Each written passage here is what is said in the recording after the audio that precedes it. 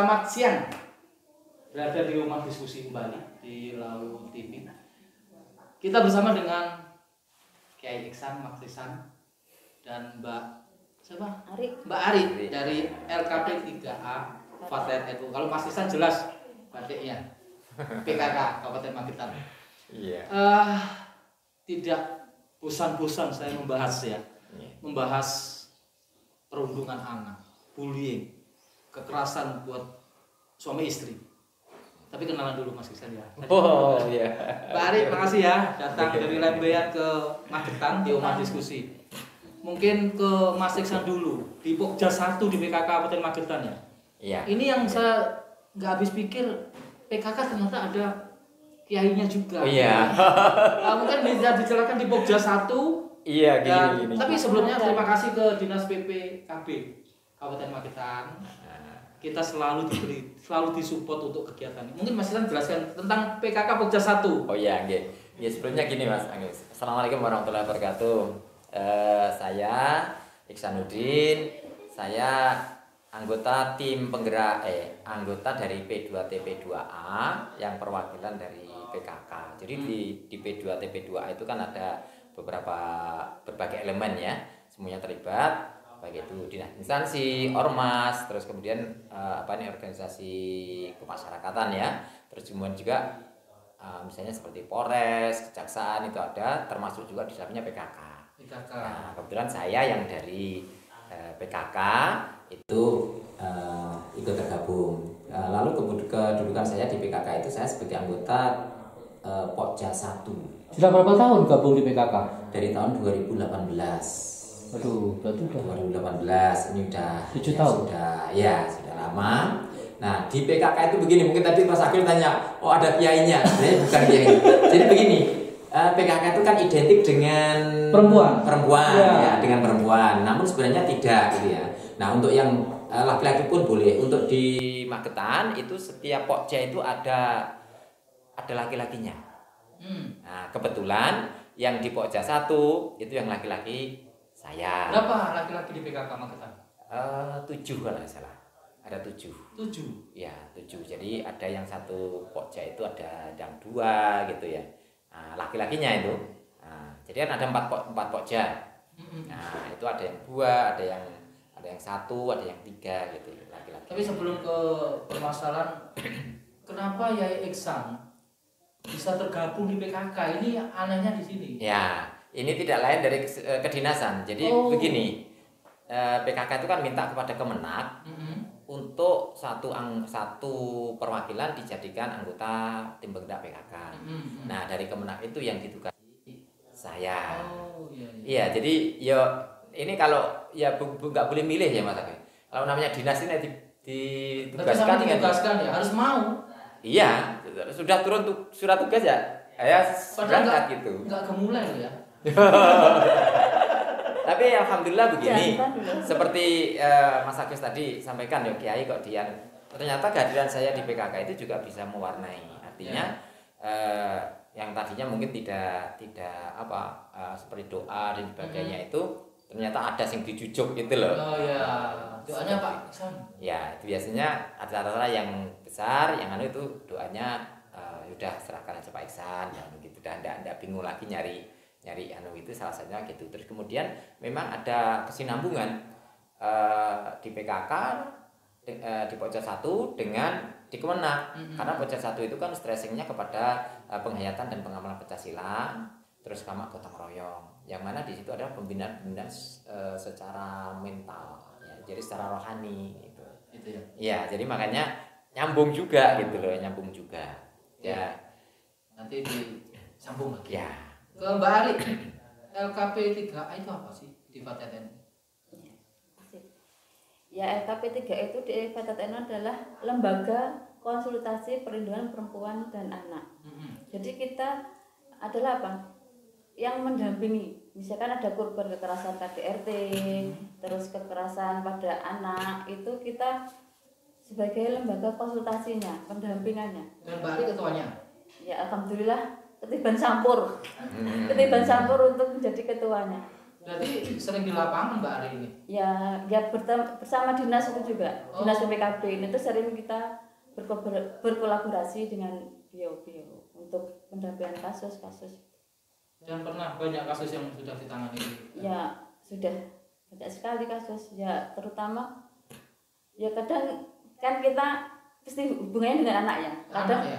Kalau kita pendampingan apalagi perempuan, kita kadang agak udah dengar kasusnya itu udah nyeri perih, dan apalagi kan kalau perempuan bawaannya pengen nangis gitu aja kan, sama Pak Ivan sama Pak Ihsan ini juga pokoknya sering kita ini yang saya pikir antara Kiai, Pakar NU, LK semua satu. Iya, jadi satu. Dari Kemenang juga gitu. Ya sebenarnya semua ada Mas Agus di P2 TP2 itu polisinya ada. Ya.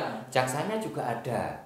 Jadi di Dipora ada, dari LSM ada. Ya kebetulan saja di sini ini yang dihadirkan tadi dari PKK sama Fatayat. Ya. Jadi juga ada satu bisa sinkron sih. Kita sekarang ini kan sedang membicarakan terkait dengan ini ya, pencegahan pernikahan anak. Ya.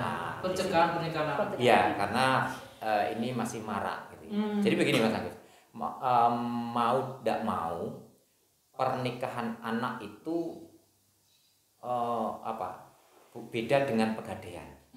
Kalau pegadaian itu menyelesaikan masalah dengan masalah. Tapi kalau pernikahan anak itu menyelesaikan masalah untuk menimbulkan masalah. Nah inilah pentingnya kenapa perlu ada satu pencegahan pernikahan anak di Jawa Timur itu luar biasa. Sebenarnya pernikahan anak juga pernikahan anak seusia itu ya di bawah tidak dianjurkan ya. Iya. Dia punya masalah, mohon maaf ini dia menghamili. Ya mungkin nanti mungkin saya terangkan secara ini ya. Mungkin ini peran yang diambil PKK ya dalam PKK, ini. Ya. PKK itu kan gini. Awalnya pernikahan anak itu luar biasa. Di Jawa Timur itu luar biasa. Mungkin beberapa tahun yang lalu pernah dengar itu ya. Di Ponorogo ada sekian yang mengajukan dispensasi nikah itu ya. Nah, dispensasi nikah itu sebenarnya Ponorogo itu kecil. Yang besar itu Malang, itu lebih besar. Nah, Magetan itu juga tidak kalah gitu. Tidak kalah. Iya, jadi Magetan itu pernah kasus itu sampai 117 kasus. Nah, entah itu di tahun berapa ya gitu ya. Nah, sehingga Bu Gubernur Bukovipah ketika itu mengeluarkan surat edaran untuk melakukan langkah-langkah strategis agar supaya perkawinan anak ini bisa dicegah. Nah, sekarang begini, ukurannya begini Mas Agus. Kalau tadi disebutkan anak itu kan usianya sampai 18 tahun. Itu disebut anak kan gitu. Lepas 18 tahun sudah dewasa. Nah, kemudian secara undang-undang anak atau perkawinan, undang-undang perkawinan ya, itu diperbolehkan menikah itu di usia 19 tahun. Ketika di bawah 19 tahun anak yang mau menikah ini harus mendapatkan dispensasi dari pengadilan agama. Ada dispensasi nikah yang dikeluarkan oleh pengadilan agama. Nah, kemudian dari sana pun dipersyaratkan untuk konseling ke kita. Jadi sebelum sidang di pengadilan agama untuk mendapatkan dispensasi nikah tadi, ini bagi yang di bawah 19 tahun ya, itu konseling ke kita di P2 TP2. Setelah mendapat pelajaran lah ya, konseling kan kita dapatkan, kita beri masukan, kita beri bekal, terus kemudian silakan nanti baru surat yang kita keluarkan itulah menjadi dasar untuk mengajukan IPA. Selama nggak ada surat konseling dari kita juga tidak dapat. Tidak bisa. Nah, kemudian setelah nanti dapat dispensasi dari PA, meskipun nanti usianya di bawah 19 tahun baru bisa diurus ke pernikahan. Nah, itu tuh prosesnya, prosesnya. Nah, sejauh ini yang dilakukan oleh PKK itu adalah kita punya program Paredi ya, di Pojok 1 ada Paredi pola asuh anak dan remaja di era digital. Yang salah satunya di situ adalah program CEPA itu cegah pernikahan anak. Nah, kalau di Magetan di tahun 2020 kalau nggak salah itu ada 117 kasus pernikahan anak. Nah, terus kemudian alhamdulillah ini turun Terus di tahun 2024 kemarin itu kita hanya ada di Magetan hanya ada 57. Turunnya lumayan. Ya. Ya, tiap tahun turun. Jadi dari 117 itu ya Mbak Ria, 117 turun 104, turun lagi 90 berapa, turun lagi 18 berapa, terus turun lagi sampai tahun 2024 itu ada 57. Jadi PKK sendiri bagaimana progresnya? Nah, sampai maksudnya sampai ke situ, sampai ke bawah.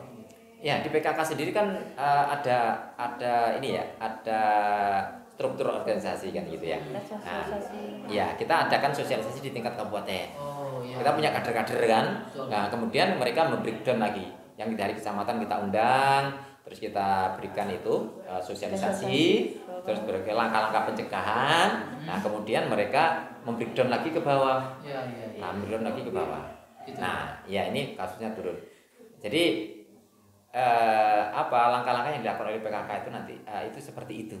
Nah, dan alhamdulillah sekarang turun. Ya harapan kita turun lagi Mbak Ria. Turun terus ya. Karena tadi nanti mungkin bisa pernikahan anak itu adalah menyelesaikan masalah untuk menimbulkan masalah. Nah, tadi yang Mas Agus sempat tanyakan tadi ya. Iki piye? Dan nek ora wis kadung hamil kan gitu ya. Wis kadung hamil gitu ya. Kan orang masih hamil duluan dan nikahnya. Iya. Iya. Padahal belum waktunya. Ya. Nah, ini gini. Yang saya sebut yang saya sebut menyelesaikan masalah dengan masalah itu begini. Begitu. Nih wis hamil, wis ayo dinikah nih. Selesai kah? Tidak. Ternyata apa? Efek dari pernikahan anak itu muncul permasalahan yang lebih besar daripada sekedar hamil di luar nikah. Nah, contoh misalnya dari sisi usia kan belum mateng ya. Belum mateng ya, dewasanya belum ya Maria. Iya, masih egois. Ini rentan nanti akan adanya muncul permasalahan di dalam berumah tangga. Nah, ini masalah sidik gegeran gitu. Muncul lagi nanti KDRT. Ini salah satunya begitu. Terus kemudian ketika anak itu saya yakin masalah ekonomi kan belum apa. Ini pun juga gitu masalah kon duwe anak mari ngono gak iso nukono susu njaluk nang untuk kami lagi orang tuanya akhirnya ki anake dhek kok anake orang tuanya kan gitu. Pernah enggak masalah juga. LKP 3A mendapatkan hal seperti itu. Orang tua ngotot. Itu nek tak nikahne saiki watake bar meteng anake metu ditinggal. Ada enggak orang tua seperti itu? Seperti itu. Banyak kasus itu banyak. Seperti itu. Nah, terus bagaimana cara menyelesaikan orang tua seperti itu? Ya, apa ya?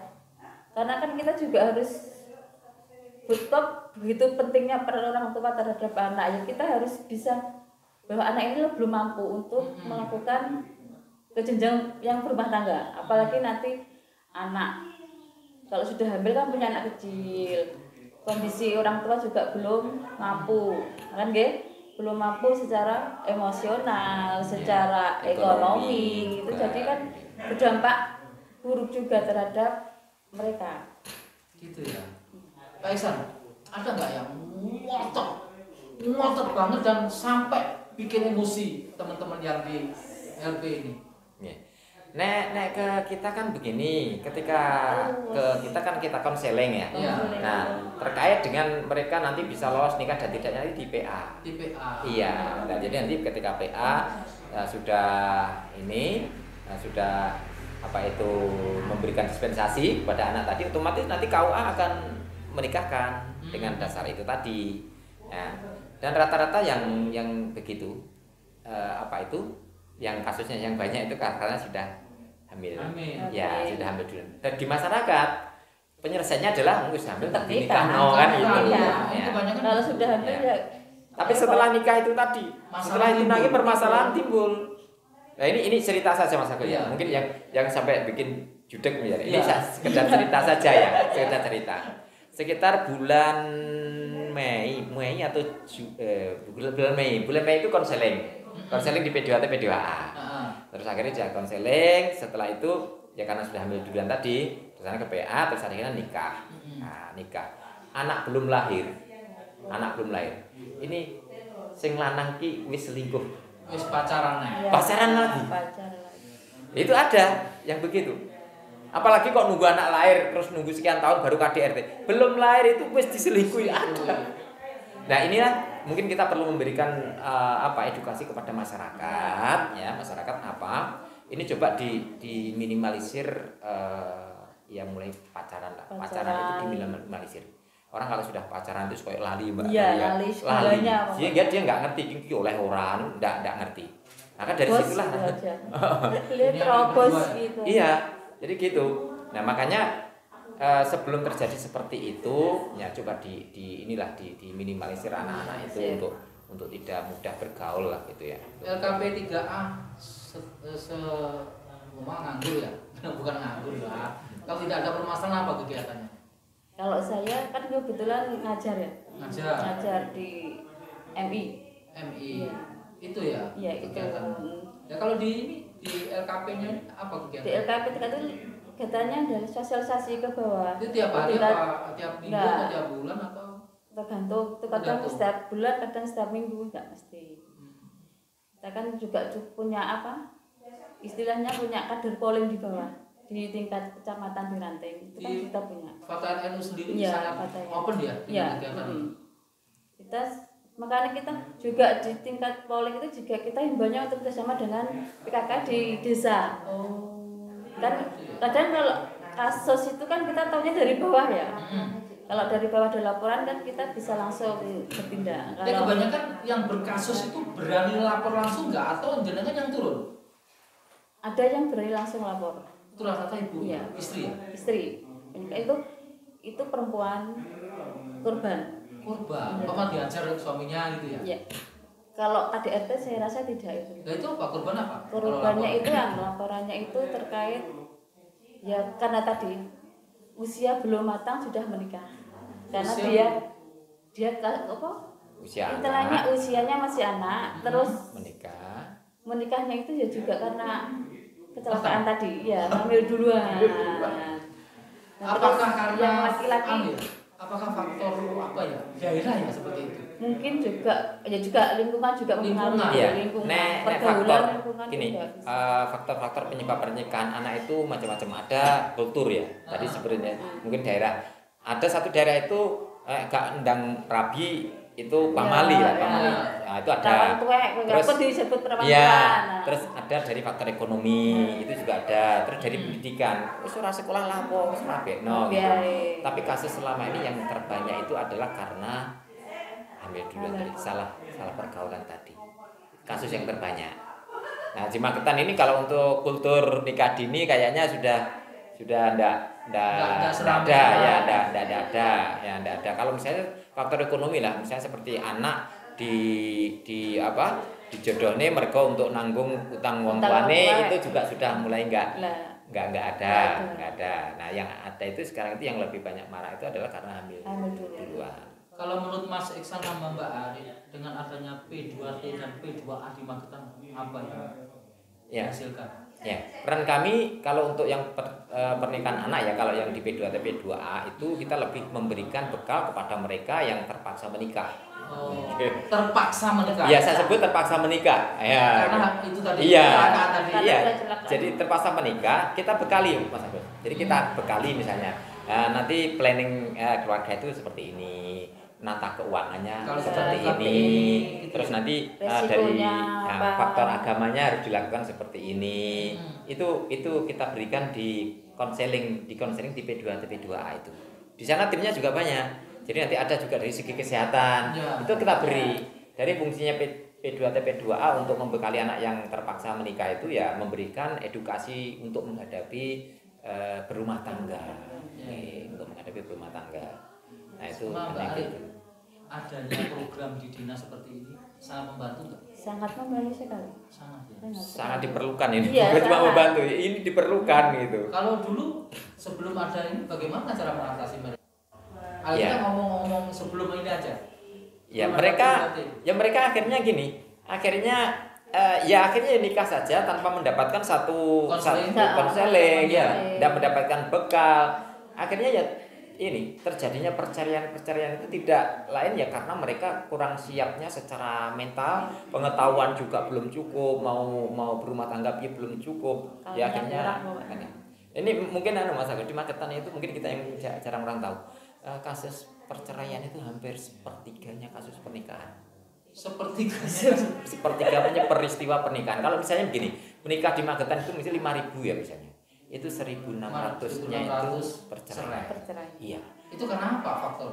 Ya tidak lainnya karena tadi belum siapnya, memahami, iya, belum memahami bagaimana berumah tangga itu belum paham bener.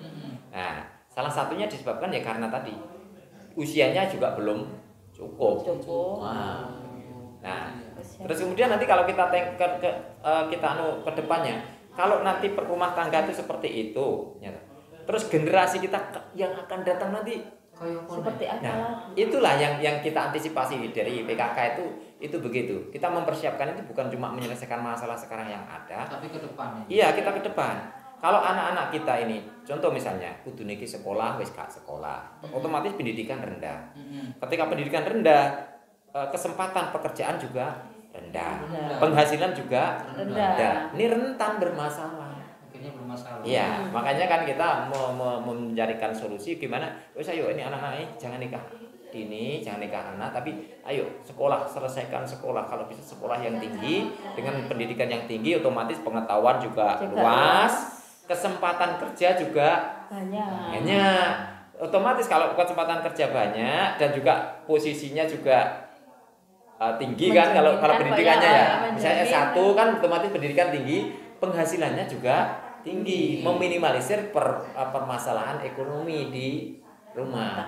Nah, jadi jangka panjangnya itu sebenarnya ke sana. Kenapa kita harus ada pencegahan pernikahan anak itu? Iya, bukan cuma apa mengurangi ini bukan, tapi kita mempersiapkan generasi itu ke masa jangka panjang. Mas Ihsan sama Mbak Ari, mungkin pesan buat orang tua dan anak-anak yang mohon maaf saat ini masih kurang beruntung, jangan pernikahan diri. Sampaikan. Ya, Mbak Ari dulu atau saya? Gini. Nah, gini. Sebelum ke situ saya ini Mas Agus. Ada fenomena. Fenomenanya adalah anak sekarang itu kalau tidak punya pacar itu insecure.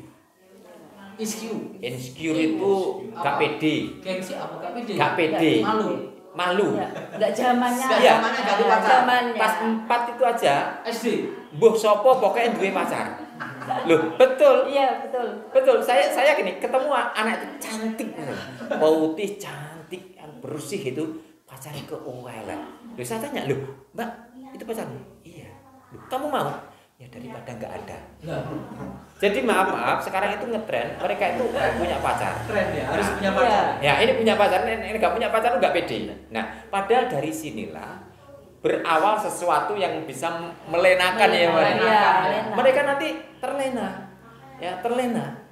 Itu. Nah, mungkin SD, terus SMP makin berani. Nah, itu.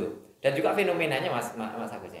Kalau sekitar 5 tahun yang lalu itu biasanya kan anak-anak yang hamil itu kan SMA. Iya. Terus kemudian turun SMP. Sekarang itu SD sudah melakukan seperti. Oleh karena itu saya berharap ini kepada orang tua tolong dampingi anak. Penuhi kebutuhan kasih sayang. Sehingga dia tidak mencari kasih sayang dua. Iya, dia tidak tergiur omongan manis yang di luar mengatakan aku sayang kamu. Nah, dia tidak mudah tergiur. Kenapa? Karena sudah tercukupi kebutuhan kasih sayangnya dari orang tua. Berarti kembali lagi keluarga nomor 1 dong. Ya, kalau di PKK kita sedang ini untuk ketahanan keluarga. Ya, ketahanan keluarga artinya keluarga menjadi faktor yang penting dalam hal ini. Udahlah, kalau anak itu sudah nanti tercukupi kasih sayangnya, tercukupi ini kedekatannya dengan orang tua, dia nggak mudah tergiur, ya nggak mudah. Pesannya itu ya orang tua dulu. Iya, orang tua. Kembali lagi orang tua. Ya. Dan terutama yang perempuan, anak perempuan itu gini. Sangat rawan sekali. Ini hasil kami kan. Iya. Hasil ya boleh survei atau boleh atau wawancara ya. Ini begini. Kalau laki-laki itu kelemahannya itu ada di mata, Mas Agus. Mas Agus mungkin mungkin ini. Ya. Jadi apa? Nek Mas Agus itu ndelok cewek, itu wis seneng sih. Iya. Tapi beda dengan Perasaannya perempuan. ke belakang kan kalau Perempuan laki-laki. itu kelemahannya ada di telinga. Heeh. Jadi dia tidak begitu kok ndelok, kan itu tidak begitu. Tapi kalau sudah lewat telinga itu mudah. Dirayu lewat telinga. Iya. Jadi Nyaman, misalnya nyaman, gini nyaman. dia ngelihat cowok maco tuh ya paling cakep gitu aja. Tapi begitu cowok maco itu mengatakan kamu cantik Iya. deh. Ya sudah klepek gitu. Saya kira nyaman. Makanya yang sering jadi korban itu perempuan hanya melalui kena rayuan. telinga, iya. Tapi nek laki-laki ora ayu sekali. Begitu ayu melontokan itu. Ya. Dan itu alami loh ya. Itu alami bukan mengada-ada. Tapi yang jelas peran keluarga, peran orang tua nomor 1. Ya, Nomor 1. kembali lagi ketahanan keluarga. Karena keluarga. awalnya dari keluarga ya. Iya. Mbak Ali mungkin pesan buat orang tua, buat anak-anak. Ya, para orang tua ya itu tadi seperti yang disampaikan oleh beliau Pak Ihsan itu kita sangat penting untuk ya sekarang zamannya HP nih untuk orang tua sering-sering untuk cek HP-nya anak. Terus anak kalau dari manapun ditanya dari mana. Maaf ya saya seorang ibu. Anak saya tiap keluar dengan siapa saya tanya. Dengan siapa kemana. Kalau sudah kelewat jam saya telepon untuk pulang. Itu jadi pentingnya para orang tua terhadap anak itu tadi. Kontrol anak sedini mungkin. Iya, kontrol untuk komunikasikan apapun tentang anak daripada anak itu nanti cari kenyaman di luar curhat ke orang lain. curhat ke orang tua. Mendingan ke orang tua. Ya, anak saya udah punya pacar cerita ke saya. Itu Kan lebih bagus. kebetulan kan udah kuliah, jadi kan lebih rawan gitu. Boleh pacaran? Nah, enggak. Boleh. Belum saya izinkan untuk pacaran. Tapi punya pacar. Belum diizinkan. Belum diizinkan. Iya. Kan ada yang asik tuh cerita. Nah, akhirnya kan dari situ Iya. kita sering ngobrol terhadap anak. Yaitu nomor 1 lah anak. Dan untuk anak apapun yang tadi di luar ceritakan kepada orang tua. Iya. Kebetulan kalau anak saya data gini. Ya, saya bekali gini anak saya itu. Mbak Mas, saya panggilnya Mbak Mas itu ya. Percayalah sama Allah. Jodoh itu sudah disediakan. Jodoh sudah Betul, disediakan. iya. Ya, jangan mengkhianati jodoh yang sudah disediakan. Itu sudah real ya. Ya, Iya. makanya. Jodoh sudah ada. Ikhtiar ya. Sudah, Yang penting sudah. harus Tinggal waktu ikhtiar aja. berdoa, Ya, jadi jodoh sudah disediakan. Tunggu sampai waktu nanti dipertemukan, dan selama itu setialah kamu kepada jodoh yang sudah disediakan itu. Ya. Jangan cari pacar. Gitu. Itu anak saya alhamdulillah yang pertama sudah menikah. Itu padahal jaraknya asrama dengan rumahnya si laki-laki itu hanya 1 kilo. Dan anak saya di situ hidup 5 tahun itu tidak pernah ketemu. Enggak kenal. Ya, di kampus itu kan sama-sama asisten dosen. Kampusnya itu gedungnya bersebelahan. Juga tidak pernah ketemu selama. Tapi begitu ketemu 1 Januari ketemu, terus 8 Januari tanggal 1 Januari dikenalkan, 8 Januari baru ketemuan mereka. Setelah 1 minggu ke rumah. Terus kemudian langsung. Ya pokoknya semoga anak-anak Magetan meniru semua. Amin. Ya tolonglah orang tua tidak mentolerir untuk anak. Soalnya malah kontrol lah. Ya. ini yang Mas Agus. Malah kadang-kadang orang tua yang ngocok-ngocoki. Iya. Wis di pasar porong. Iya.